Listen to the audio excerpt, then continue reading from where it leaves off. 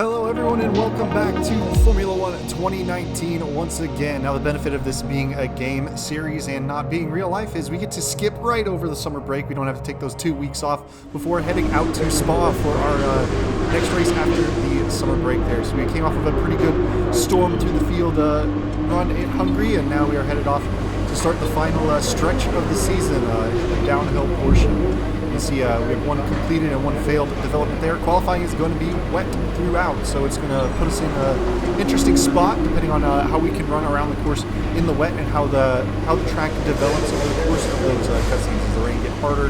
Does the rain get softer?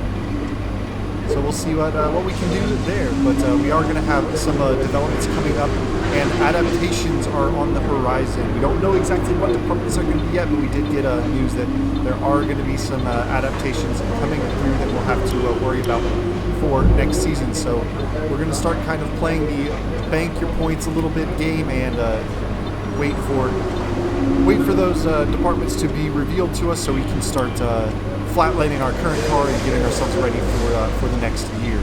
Now that hopefully is going to hit an area where the Red Bull has had a lot of development, because they're still just way at the top of the development charts and really running away, far away from the rest of the pack in their development right now. It's going to take a Herculean effort to really catch up to them, so it's just kind of a matter of plodding away and catching back up to those guys. So we throw on some of the slightly worn, not the brand new fresh stuff. We're saving a lot of the 0%ers for Monza next week, but we are going to throw on a set that is a little bit used, not too bad to get off of that set we took the penalties for last weekend. But let's head over to qualifying and see what the weather situation's like. It's qualifying time at Spa, one of the mightiest tracks on the Formula One calendar. Long straights, up and downhill, Eau Rouge as well. This track isn't for the faint-hearted. When it comes to getting lap time out of this circuit, it's traditionally been about maximising top speed. Do you simply remove as much downforce as possible, hang on in the corners and max out down the straights? Top speed is a key factor for this circuit. Even if you can achieve the same lap time as someone running less wing than you, chances are you'll find overtaking difficult if you have too much drag.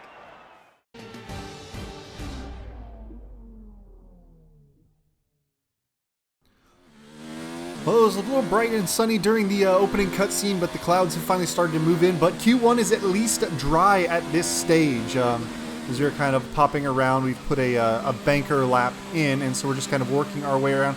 We realized we had our first lap out, but we didn't get out of the pits quick enough to finish up and get a second flying lap in as we run out of time coming to the line. But luckily, we were able to hold P10 down and make our way through into Q2. So luckily, our mistake did not bury us. We put in a good enough first lap. But here we go, hopping out to Q2, and now the rain has arrived. You see the track is pretty wet here. We're just getting our first flying lap done here. We'll see where that puts us. A lot of oversteer and slide through the chicane. Very tough to bring the car down from the speeds on that back straight to slow down for that very slow chicane there. You see we put ourselves a P4, about 1.2 seconds off the pace there. But we're going to go ahead and drop in another lap and see what we can do on this run.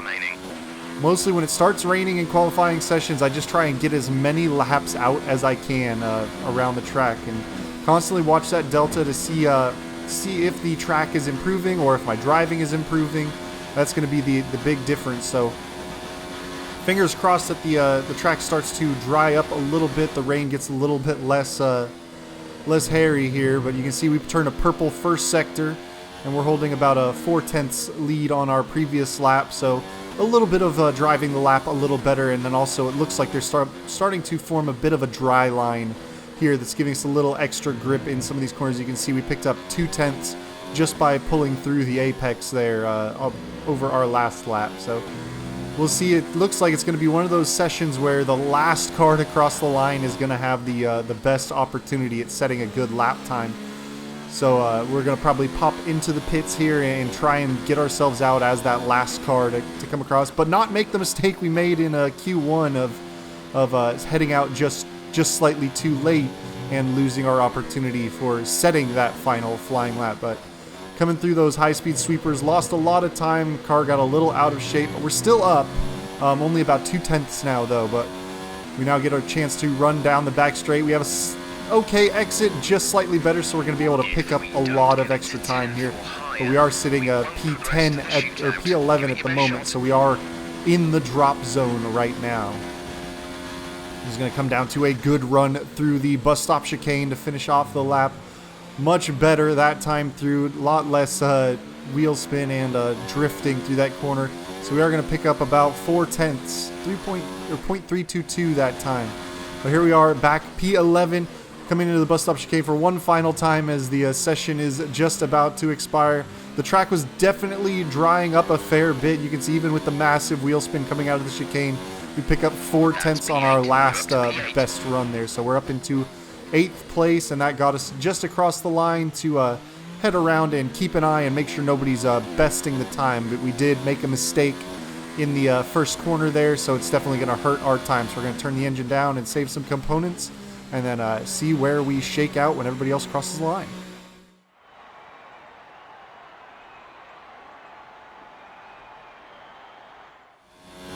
And so now let's head out to Q3 as Leclerc is currently sitting on provisional pole.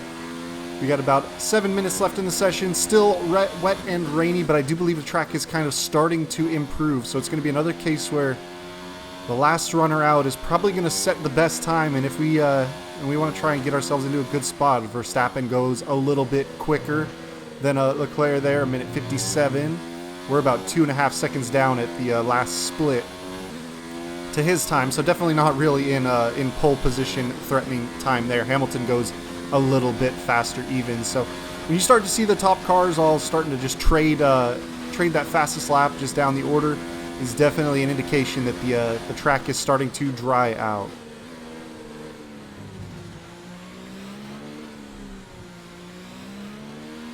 Here we are getting on the power across line, but we are a good 2.9 seconds off the pace. That's good enough for last at the moment.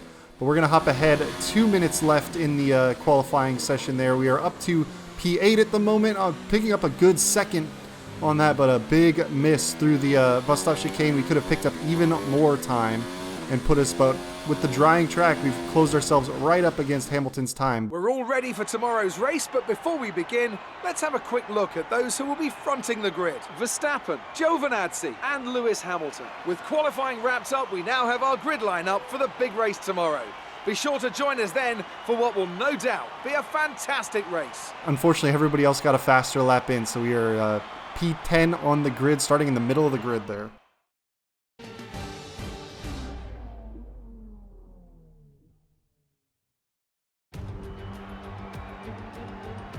In the 48 races held at Spa between 1950 and 2015, the race winner has only started from pole position on 16 occasions.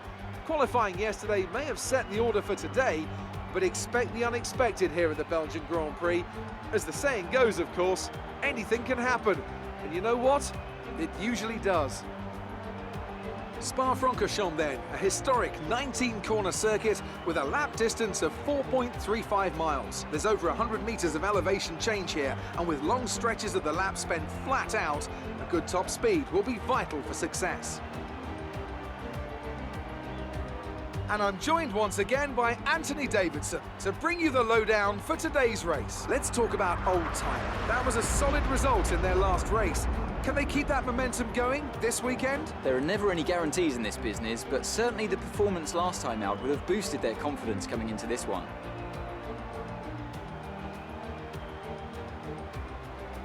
Off the back of a fantastic qualifying session, it's time to see how our starting grid looks for today's race. Young superstar Max Verstappen starts from pole position, edging out Antonio Giovinazzi, who'll start from P2. Considering the rest of the grid, we have Hamilton, Leclerc, Sebastian Vettel and Bottas, Perez, Weber, Norris and Oldtimer, Raikkonen, Gasly, George Russell and Ricciardo, Albon, Butler, Carlos Sainz and Lance Stroll, Magnussen and Romain Grosjean sits at the back of the grid. And with lights out just moments away, it's time to go down to the track.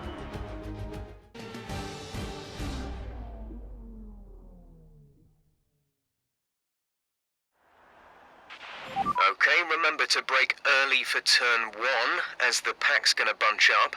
There's plenty of runoff if things get too close. Alright, so here we are, middle of the grid, and we'll probably go with our tried and true reverse tire strategy. Slap the mediums on first and then go on to those soft tires. A fully dry race, so we shouldn't have to maneuver around anything else. And it's really just going to kind of lean us into having the faster tire on the tail end of the lighter load of the race. Because I feel like in the start of the race, we'll lose a little bit of ground off the line.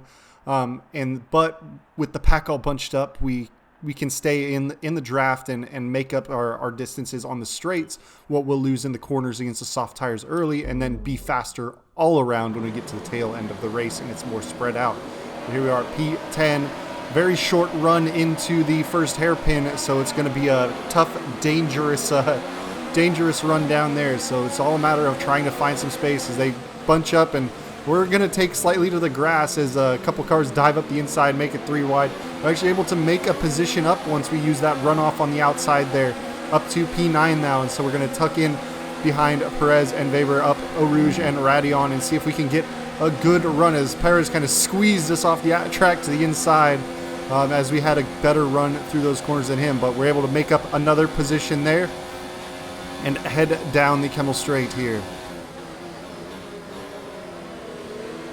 And now we're in the area where we're going to probably lose a little bit of ground here, running the slightly harder compound on that full fuel load there. But we are going to have our opportunities to keep up in the straights, and they are going to kind of accordion their way back to us in the braking zone, so we can catch up a fair bit in this area and hold ground. Obviously, Spa is a long course. As we go way wide, just kind of misestimated the weight of the car turning into Pouhon there. And that was definitely a live and learn moment. Luckily, nothing too bad. The back end didn't snap around on me. We just understeered right off the corner there. But with the length of the track, it's not a very long race laps-wise. Only 22 laps around. It's about a little over almost 5 kilometers around this track here. So one of the longer tracks on the calendar.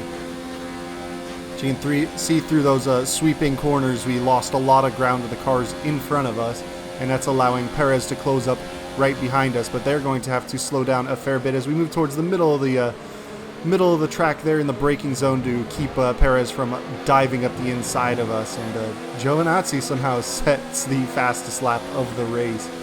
But luckily that front group has not broken too far away from us as we're down into the hairpin once more.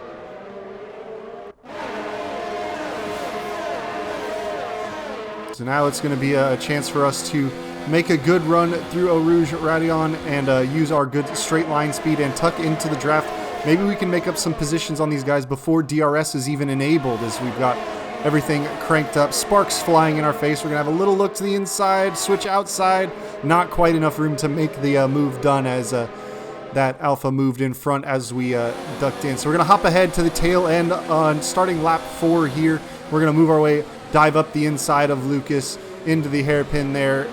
Leave a little bit of room, but keep him a little bit on the curbing so he doesn't have full acceleration out of the corner there. We have the tarmac, but we're able to make that pass pretty cleanly, and now we've got a good run up on Giovinazzi here. And Alex Albon is a DNF there early in this race.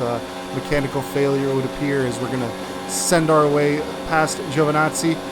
Try and get later on the brakes there. He's hangs a little bit alongside into that first braking zone, but we managed to get him clear by the switch from that right-hander to the left-hander. So now we're back up to P6. We've made up 4 positions here in those first 4 laps. And you can see in the train from second on back there. And you see, according to the map, you've got Verstappen just kind of using that clear air and running away from this group. Has managed to, in the first couple of laps, clear that DRS area, so he's no longer at threat from Hamilton in P2 there. So he's going to be able to just kind of run his own race off the front with that absolute rocket of a Red Bull. And Giovinazzi's kind of hanging around behind me. Not a clean corner. I went a little wide through there. It allowed him to close back up on me.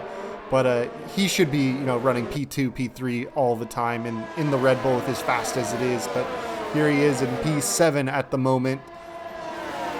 And you know, I expected them to make a change at the midway point of this season to bring a different driver on, but looks like they're sticking with Giovinazzi in there. Very questionable. A little bit of a lockup to try and keep from ramming into the back of Valtteri Bottas there, as he was early on the brakes into the bus stop chicane. You know, for a tire management kind of strategy, not the best move to make, but we're going to go ahead and go up the inside of him into the hairpin this time.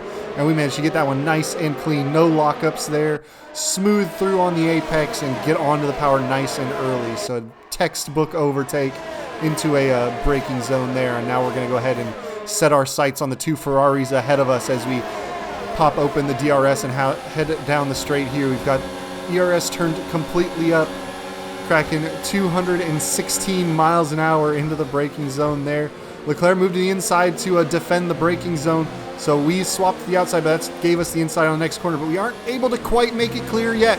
So we're side by side dragging down to the next corner. He gets onto the brakes a little bit later than me, but we're going to hang around the outside here to set ourselves up for the inside of the next corner and kind of squeeze him towards the outside there. Gave him plenty of room. The racing line is to essentially run all four tires off onto that curbing. So he ran the normal racing line. We stayed all four tires on the tarmac, but we able to make that clear. And our couple corner squabble with Leclerc has allowed Vettel to rush off ahead, who has shown some pretty good pace in his Ferrari. But now that's podium positions ahead of us. Vettel and Hamilton up ahead. We had some yellow flags behind us. Has stopped up the field a fair bit, and it's Daniel Ricciardo. The Renault is out of the session there. It's been a questionable move that he made coming back to Renault after getting that Red Bull seat back last year and putting up some very good performances, but just wanted to go back to Renault more apparently. So he's back in that midfield car as opposed to running in a top car. I have absolutely no doubt that Danny Rick would be up there challenging for race wins alongside Verstappen if he was still in that Red Bull. Well, let's take a hop ahead to lap 10. We have not really been able to close up on Vettel that much. Verstappen and Hamilton have made their dives into the pits to get off their soft tires. Vettel going a little bit longer, so that will allow us, when he does dive in, to inherit first place, which he's doing now.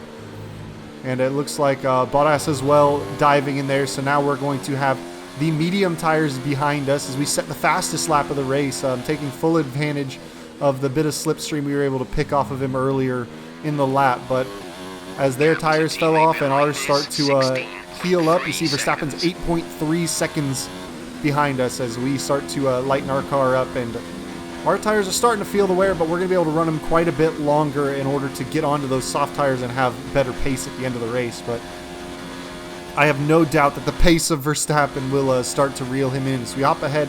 Lap 14 now. A little bit of a lockup going wide, but we're going to go ahead as the tires start to fall off. We're going to dive in now here. It's tough, very narrow entry into the pit lane here. It's a tough one. You don't practice it to get right, and I didn't really spend a lot of time practicing my pit entries in my practice sessions as I would normally do. So Verstappen's going to take his place back. Hamilton's going to go through. It's just a matter of whether we put enough pace between us to come out ahead of Vettel, or will he retain the position he had before he dove into the pits. So that's him going right by us. So he's able to take that position back, but we should be able to reel him back in pretty soon here, jumping out onto these fresh, soft tires. So just get him up to temperature. And if we're lucky, we'll be in range of him down this DRS straight. So we're just a little bit too far back on the DRS. You see how much difference DRS makes? Only 202 on that straight, whereas with DRS and some slipstream earlier, we were cresting 215 miles an hour. So really turning the car up and having that DRS is a huge, huge benefit coming through. And, you know, aero is going to be another factor next week, in so much as the lack of aero is going to be the effect as we head to Monza, which is several giant straights and a couple chicanes is essentially the build of that track. So that's the one where you basically rip all the aero off and hang on to the corners. You know, some of the theory around setting up for Spa here is similar, where you want to maximize your straight line speed on the Kennel straight at the top of the hill and then also the back straight here. But I'm running kind of a little bit more of a compromised build here. just to maintain some time in the corners as, ooh, back end gets a little out of sorts there. But we are still able to get a decent exit, keep our foot in, even though the tail end's stepping out, and we're going to grab slipstream on Vettel here, and we're going to have a run on him up into the bus stop chicane here. So we get late on the brakes, leave him the space around the first corner, and we're going to tighten up our exit to the second part of the chicane there and manage to get cleanly through. So now we've got to make our run up to try and chase down Lewis Hamilton. Lap 16 of 22, so only 6 laps to go to make this gap up to chase Hamilton down. The other important thing to do on these soft tires, especially in that hairpin area and through Eau Rouge, is to make that gap to the car behind. If you let that car stay within that 1 second, they can really try and reel you in, as I'm checking the mirrors essentially over and over. The car in front is 3.1 So 3.1 seconds in order to catch up to Hamilton, but I would say we are going to have much superior pace to him. He did manage to snag fastest lap of the race back off of me when he came out on his medium tires, on those fresh ones, but he's going to start losing some pace, and we are just waiting till we can level off. So we jump ahead, lap 19. We've taken that fastest lap back, and we've started to reel in Lewis Hamilton. Only 3 laps to really cut that 3-second gap down, but now we are right in behind him coming out of the bus stop chicane there. So we're going to get the power down and make a run into the hairpin, have a little look. Not quite close enough as we reset another fastest lap of the race. That time we were definitely aided by being in his slipstream coming down the main back straight there. And now we just got to kind of settle in. We're going to kind of lift coming into Eau Rouge and Raidillon. The ERS is turned down to try and charge as much as we can. But now we use that superior grip on the exit there, and we are going to just sail past him. And now that we've got DRS as well, that's going to allow us to reach some significant speeds down this straight into the corners. We overcook it a little into the braking zone, go a little deep into the second part, so that's going to allow him to get right back up on our tail. But now it's just a matter of settling in. We know we have the faster car, the faster tire, and now clean air. It's just a matter of trying not to make any more mistakes throughout the race here. And we should pretty easily be able to open up a 1 second gap to him before we hit the next DRS attack zones. We're pretty tidy through Pouhon that time. It's a scary, scary corner. It's very fast, but it's slightly off camber and it's at the bottom of that hill. So you pick up a ton of momentum through that double left-hander. But now we are getting ourselves set up for the final corner onto the back straight. That's going to give us a good run into the bus stop chicane. Now, no DRS in this area here, so it's a good opportunity for me to crank up the ERS and fuel deployment modes to try and gain as much ground as I can into that braking zone. And obviously with the softer tire, we'll be able to pick up a little bit of time through the braking zone as well. But it's just a matter of trying to keep him out of that 1 second area, which it doesn't look like we've done. You see that rear wing pop open on him. He's going to have DRS down the short start-finish straight into La Sauce, but we're going to have a much better drive out of the hairpin. It's really just a matter of not allowing them to have DRS down the Kemmel straight. Now, I know I attacked some cars using DRS down the start-finish straight, but that was more due to having a really good exit off the bus stop chicane and making some good late dive breaks into the hairpin. This time it looks like we finally managed to get fully clear of him, and it's just a matter of chasing our way, seeing what the gap is to Verstappen now. I think the gap was around 9 seconds at this point, and as we have only about 2 laps to go really, I think to catch him, it's really just a matter of not making a mistake and ceding the position to Hamilton. The win is pretty much, off the board there. So we use every inch of track exiting that corner. It's a very, very hairy, but that sets you up for that downhill portion and into that double left-hander of Pouhon there. But yeah, so we're on lap 21 of 22, coming to the final little bit. We'll see what the gap is as we cross the sector split and see just how far ahead Verstappen is. 10.7 seconds, and another little bit of a rear end step out there. it's a fine balance trying to be aggressive out of that corner to get, because it's a long straight that you're jumping onto, but you also don't want to get the car out of shape. But we're going to hop ahead since the race is pretty much out of hand, and we managed to keep Lewis just behind us as we cross the finish line. Nice work, you did well today. I think the boss will be happy with that one.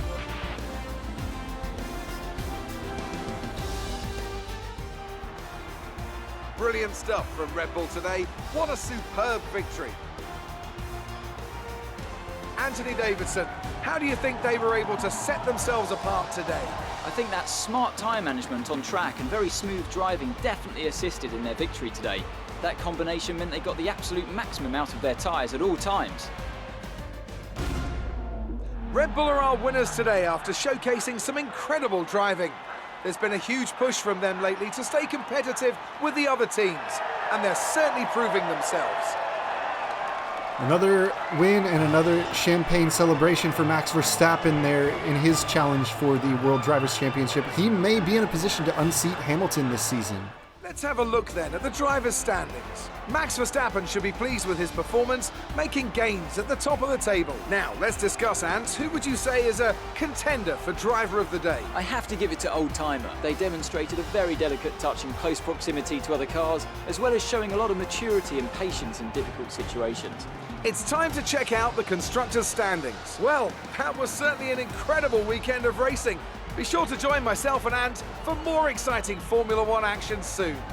Well, I guess they decided not to talk about the constructor standings, but I'll help you out and check that out.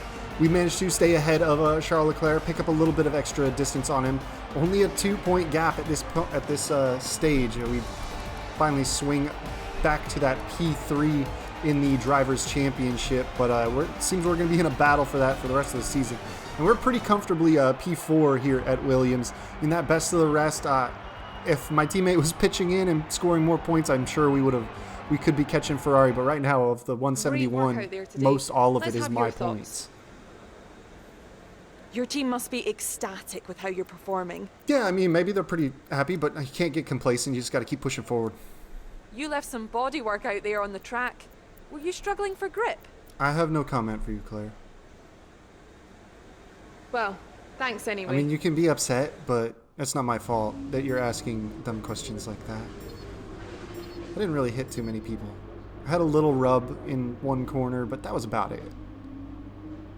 But here we are, checking out the rivalry setups. We're moving pretty well on Giovinazzi. We're definitely going to have to pick a different driver when we finish that one up, because he's just really started off competing with us, but is really just kind of sitting back. And, you know, a modest haul of points there from that session, but we're probably going to do another upgrade or two coming in, but it's going to be kind of scary with the adaptations coming next season, and we don't know what departments those are just yet. So we'll be saving a lot of our points in the coming weeks, I'm sure, until we know which department we're going for. Are going to the same upcoming historical event. If you took both of them on, it could be a great chance to earn yourself some coverage. Get the fans interested. Both of the rivals going to the same event at the Japan short course there. You can take a quick peek through. Nothing super interesting in the interview transcripts. Lucas and Devin are talking a fair bit about me there, but we're going to go ahead and hop into our R&D screen. We did have that failure that we are going to probably repurchase, but I don't think we're going to make any more adjustments this week into our R&D. We're sitting in a pretty good spot. We'll go ahead and rebuy that, but it's going to hit a point where we're going to have a good, 19 if it's an Aero, or 16 chassis updates if we have to do that. So definitely worrisome getting to that stage. But we are headed off to Italy for Ferrari's home race next at Monza, and that just absolute straight line monster of a track. So basically take the wings off the cars and hold on tight, see what we can do there, and see if we can get ourselves back onto the podium once more. But thank you for joining me again, guys. I will catch you later. Peace.